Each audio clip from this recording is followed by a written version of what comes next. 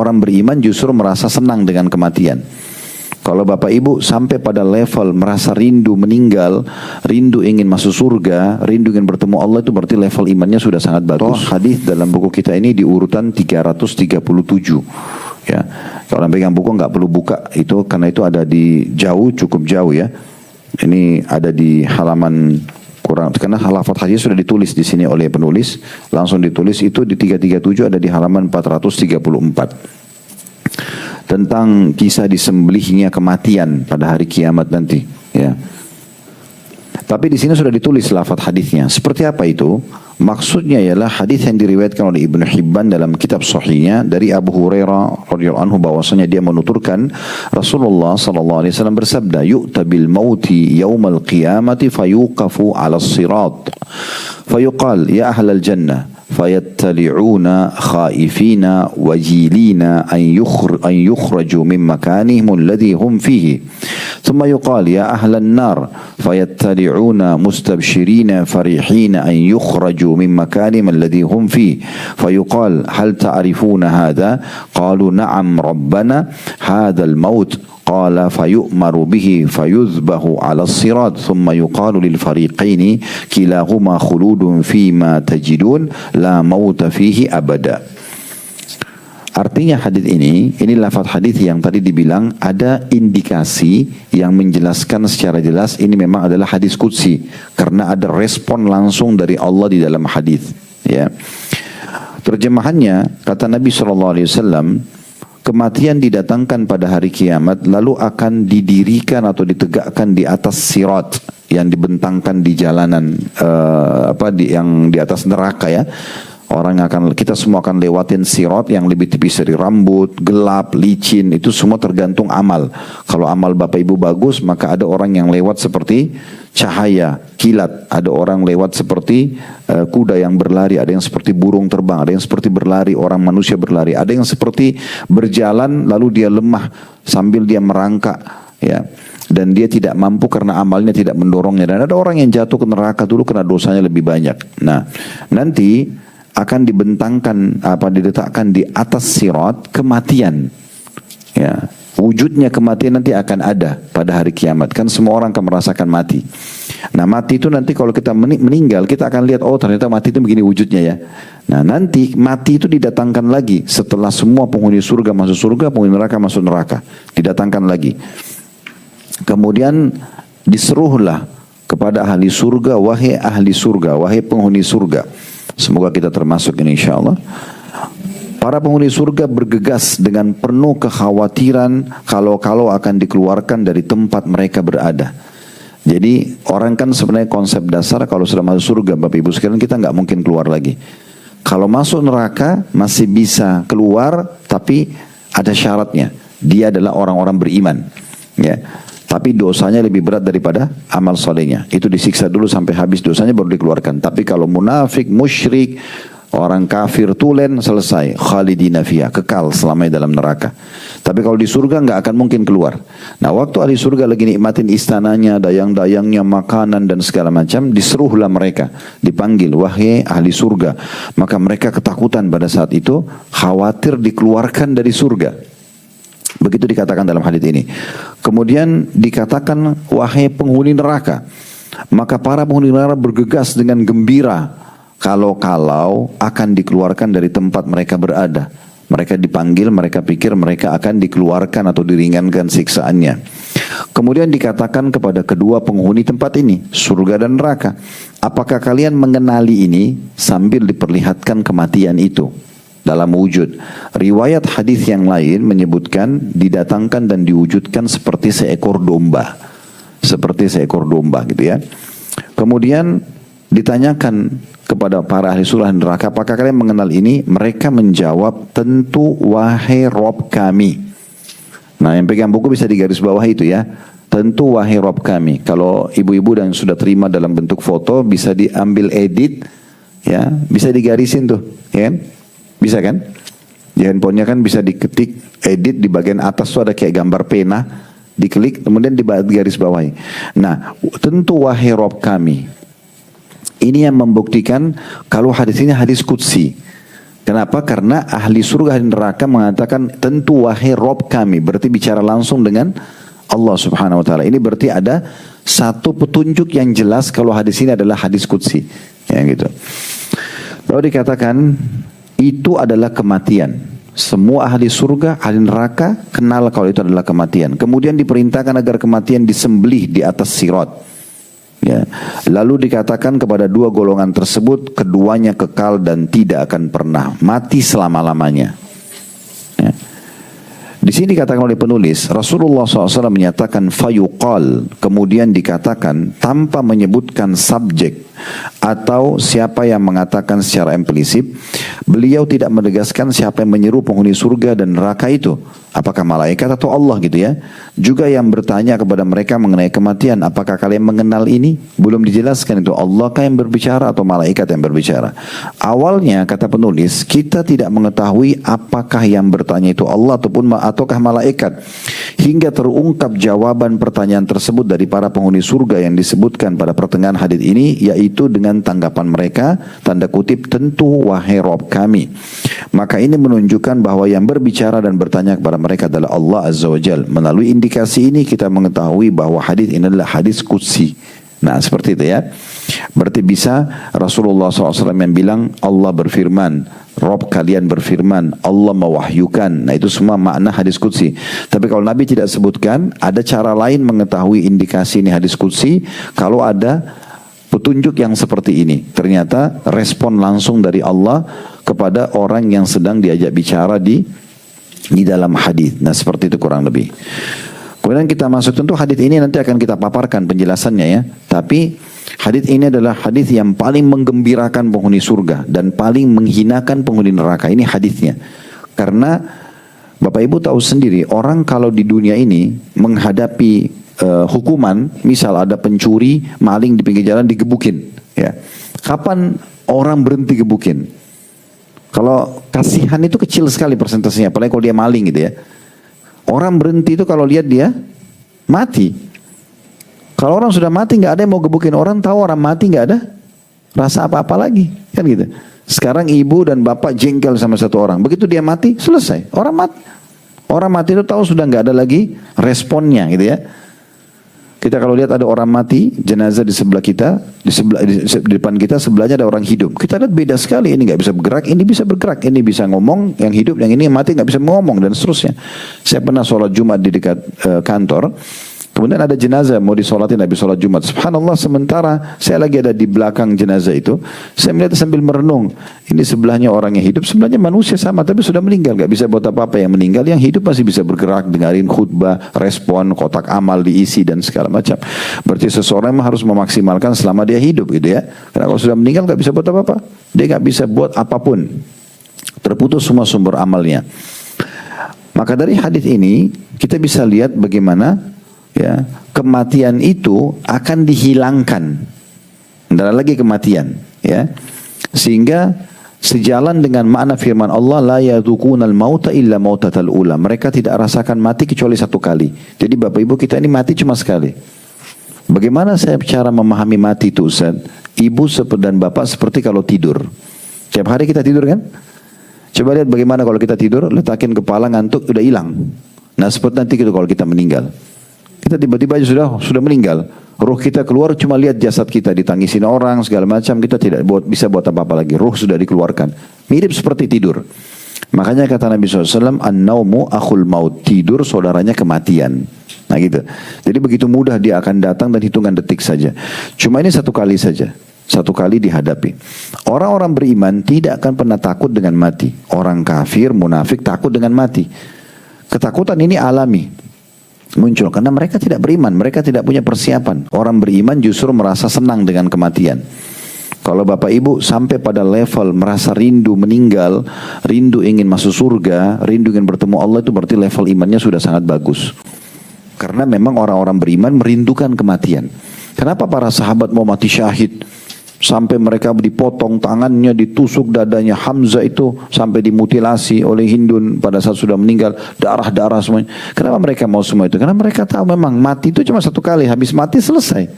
Ya, Mereka tidak akan rasakan lagi kecuali satu kali, dan itu mati itu bagi orang beriman pintu menuju kepada kehidupan abadi.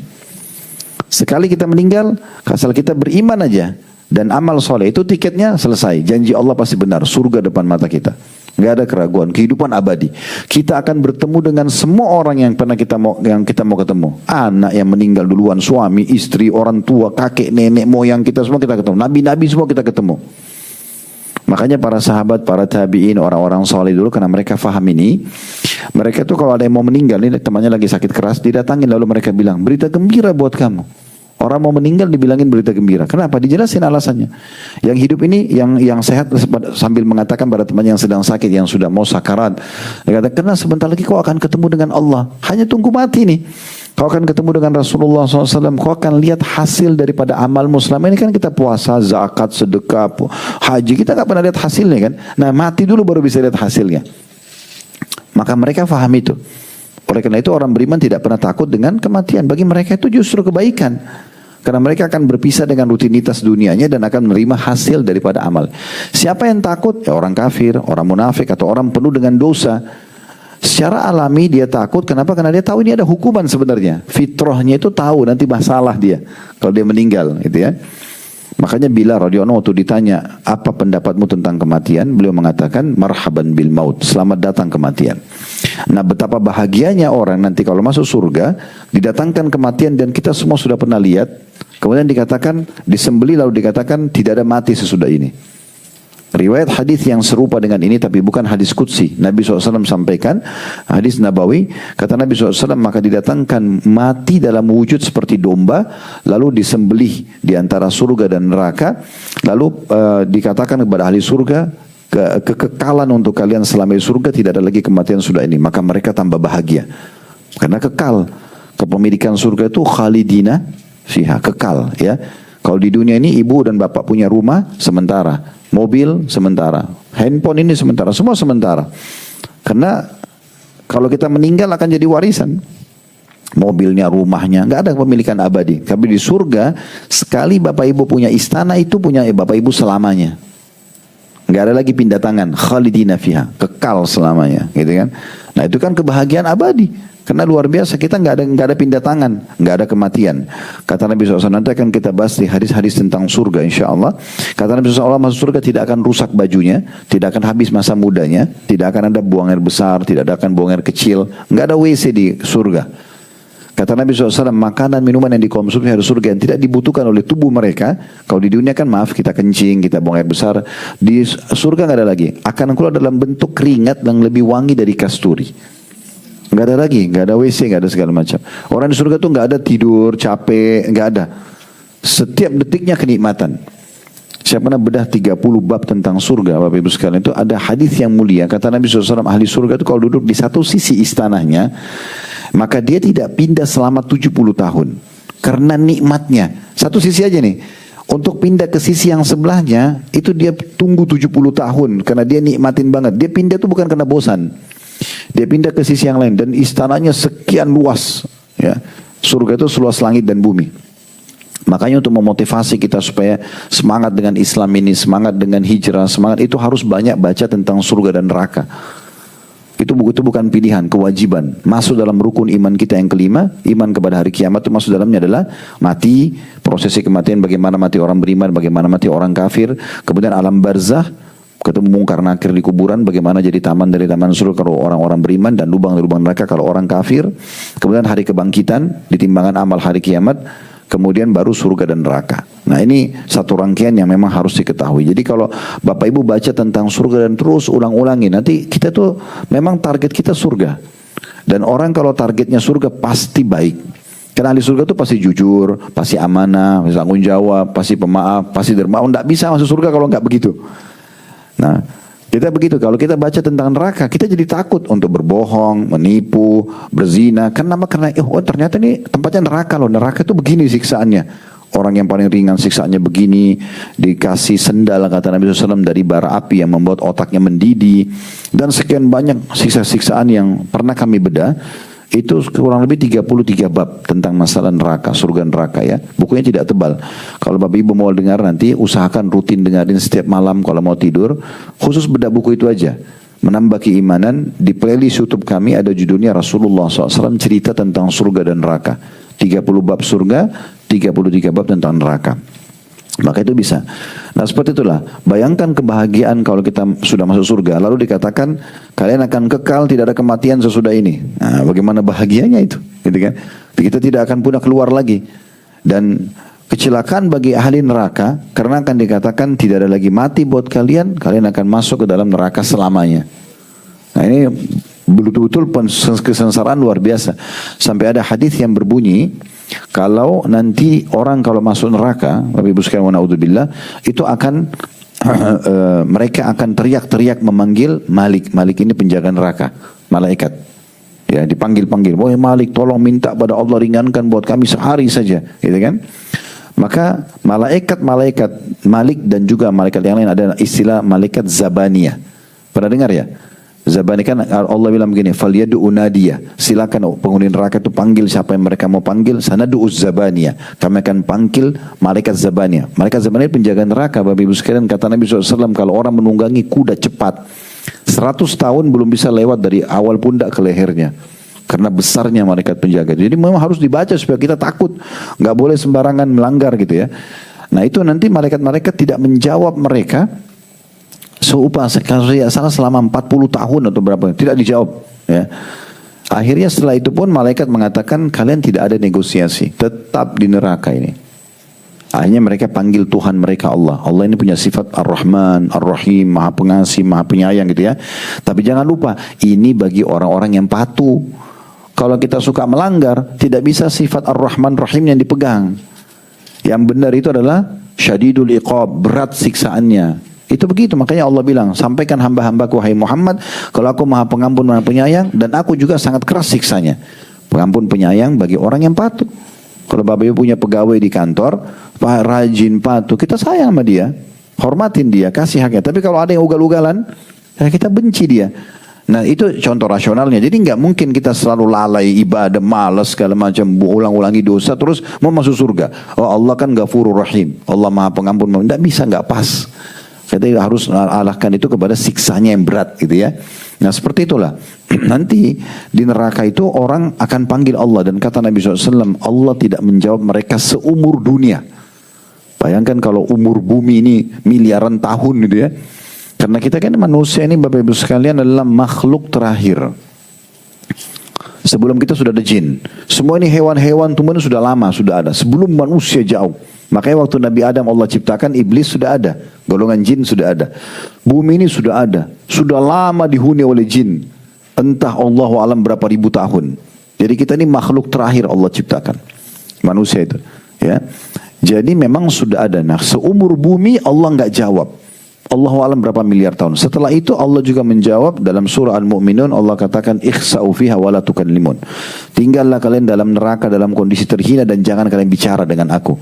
Kata Nabi SAW setelah itu ya, maka mereka menangis, pengganti air mata mereka adalah darah. Mereka nggak bisa lagi bicara apa-apa karena Allah pun Tuhan mereka nggak lagi mengasihi mereka. Nah itu penyesalan abadi bagi orang-orang ahli neraka. Makanya waktu dikatakan di sini, hai ahli neraka, kalian akan kekal selamanya. Maka mereka makin sedih, nggak bisa buat apa-apa lagi. Ya, ini kenapa masalahnya apa? Cuma satu, karena kekafiran, kemunafikan, nggak mau beriman. Gampangnya masuk Islam, cuma syahadat selesai. Berapa banyak sahabat yang masuk Islam di zaman Nabi SAW, begitu syahadat masuk ikut perang, terbunuh mati syahid, masuk surga. Makanya saya sering berbagi kalau Bapak Ibu punya kenalan non Muslim, jangan ragu tawarin Islam. Tidak usah pikir bagaimana nanti dia masuk Islamnya. Terima atau enggak itu bukan urusan kita. Tugas kita hanya tawarin Islam saja. Kamu masuk Islam enggak? Kita jelasin tentang Islam. Kita enggak tahu kata-kata kita yang mana yang menyentuh untuk orang masuk Islam. Ya, saya pernah isi di Senayan, di masjid di Senayan itu. Waktu itu kebetulan saya partner sama Dr. Bilal Phillips. Beliau dari Amerika.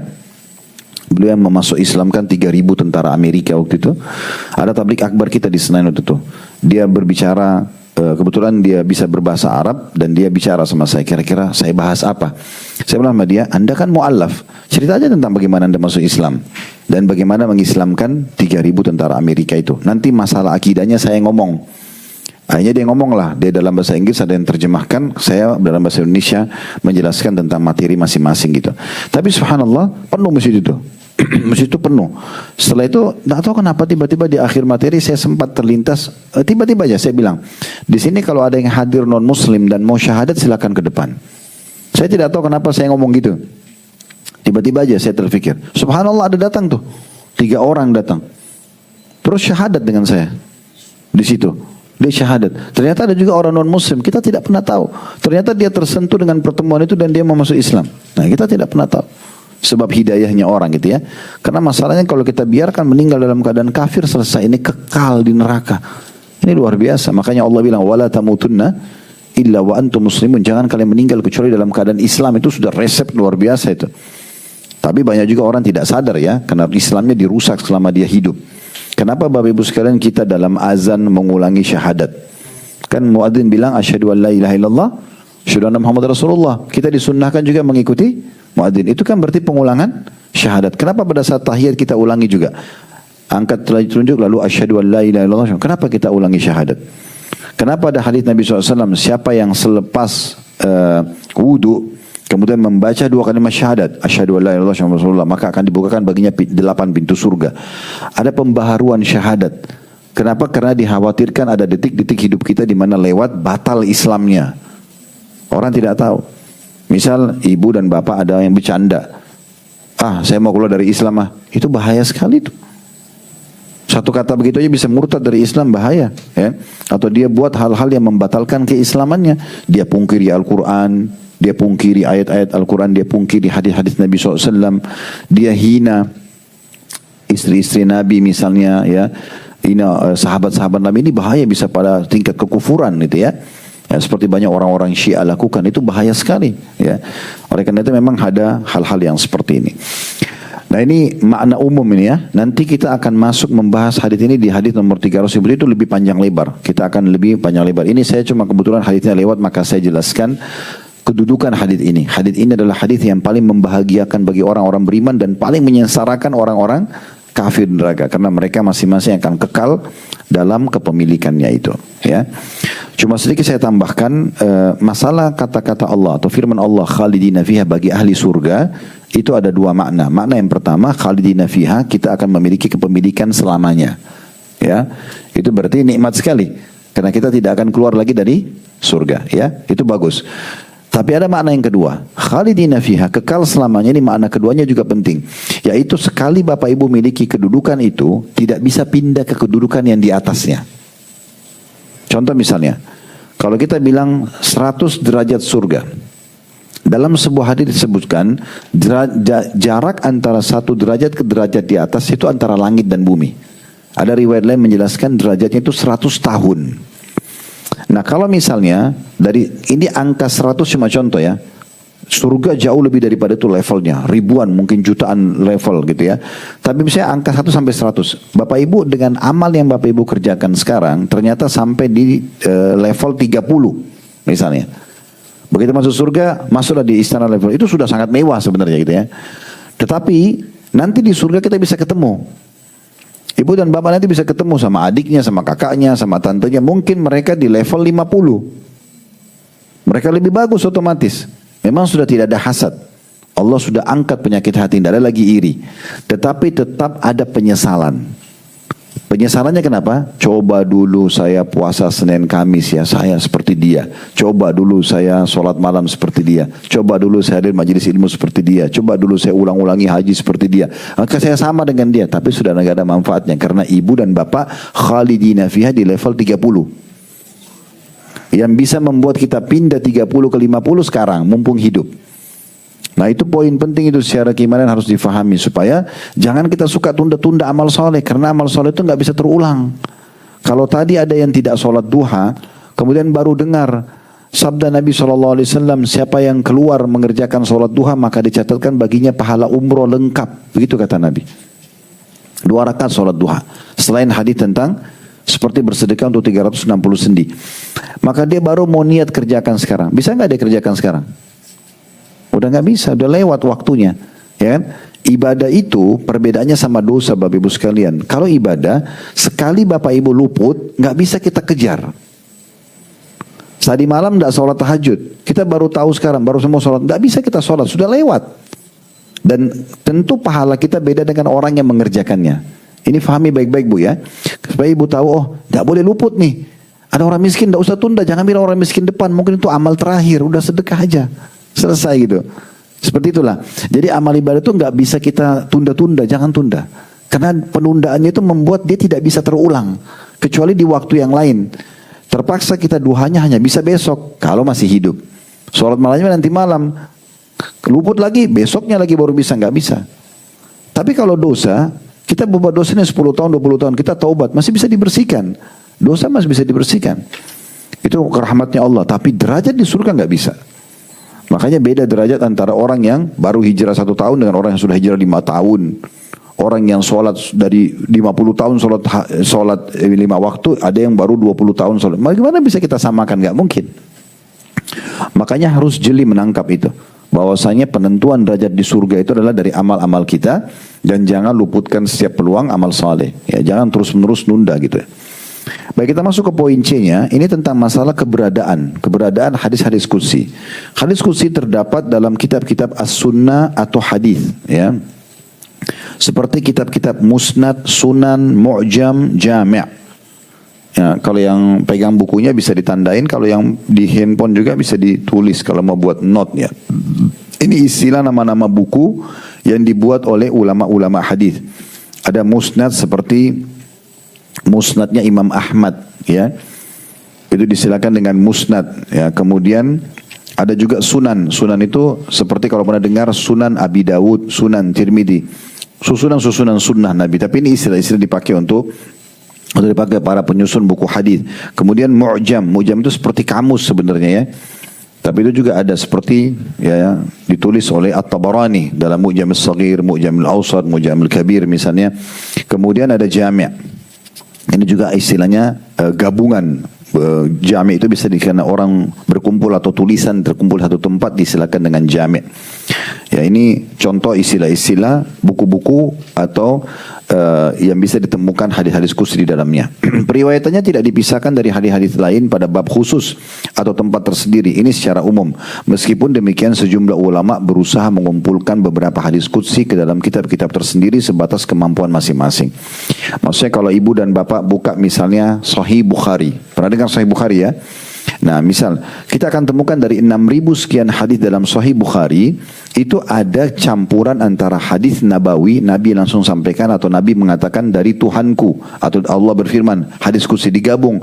Tidak ada pengkhususan ini hadis qudsi, tidak ada ditulis. Cuma nomor urut, nah biasa begitu. Tapi ada juga ulama yang mengkhususkan, seperti buku kita ini sekarang, ini khusus hadis qudsi saja. Tidak ada hadis yang umum gitu ya. Seperti itulah. Di poin D periwayatannya. Sebagian besar hadis qudsi diriwayatkan melalui orang per orang dalam kurung secara ahad. Udah tahu ahad belum? Nah, ada istilah dua Bu ya, Bapak Ibu sekalian. Ada dalam istilah periwayatan hadis ada ahad, ada mutawatir namanya. Perhatikan di bawahnya ada juga itu. Di bawah ahad ada tulisan dimiringkan mutawatir. Lihat nggak? Hah? Masih hidup nggak ini? Masih. Kalau beda buku begini ya. Ini kayak orang kuliah memang. Jadi kalau biasa terima materi-materi ringan, hari ini materinya berat. Tapi oke, kalau enggak naik level nanti ya. Ya. Jadi ada periwayatan hadis Bapak Ibu sekalian, kalau jalurnya satu saja, misalnya begini. A meriwayatkan dari B dari C dari sahabat Nabi dari Nabi SAW. Dan ternyata cuma jalur ini aja. A ke B ke C ke sahabat Nabi, sahabat Nabi ke Nabi. Ini tidak ada periwayatan lain, cuma ini saja, namanya hadis ahad. Satu jalur aja. Tapi kalau jalurnya banyak, misalnya A, B, C, Abdullah bin Umar, sahabat Nabi di atas. C, D, E misalnya, kemudian Anas bin Malik. Ada banyak jalurnya, namanya hadis mutawatir. Jadi jalurnya banyak berarti mutawatir, kalau cuma satu hadis ahad gitu ya.